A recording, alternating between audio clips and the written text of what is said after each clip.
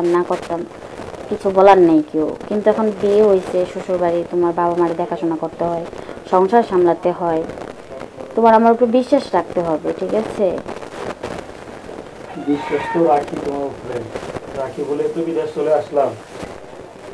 সবই বুঝতে পারছি। দেখো তুমি টেনশন করো না, তুমি যেখানে থাকো না কেন তোমার আমানত তোমারই থাকবে, তোমার জিনিস কখনো নষ্ট হবে না। আচ্ছা ঠিক আছে, বুঝছি তো।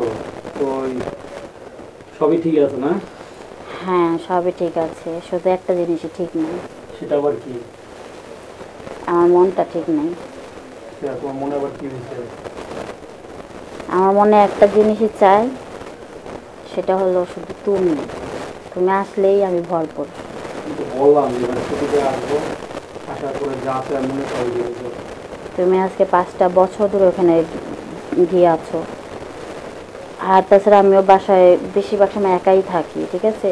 আমার বয়স হয়েছে, সেও তো মনে করো যে তার বন্ধু বান্ধবীর সাথে বসে বসে গল্প করে, পাড়া প্রতিবেশী তাদের সাথে।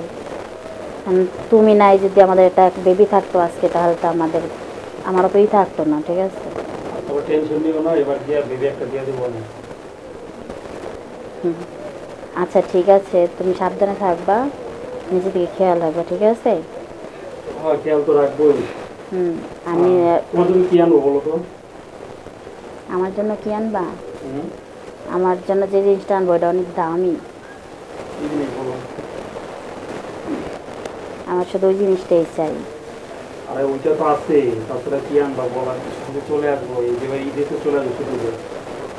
হ্যাঁ সেটাই তো বলছি, যে আমি যে জিনিসটা চাই সেই জিনিসটা অনেক দামি, সেই জিনিসটাকে সুন্দরভাবে যত্ন সহকারে যেমনটা নিয়ে গেছিলা ওরকমভাবেই নিয়ে আসতে হবে। তো এখানে ফুলকপি যত্ন সহকারে রাখা, কারণ এখানে তো আর কোনো জায়গায় সিস্টেম নাই, বুঝো না? সেই জন্যই ভালো হয়েছে, সেই জন্য একটু নিশ্চিন্তে থাকি, বুঝছো? সকালবেলা যাই কাজে আর বিকালে আসি, আইসা আবার ঘুমাই, বুঝো না? সবই বুঝি, আমার তুমি আসলে হবে, আর কিছু চাই না।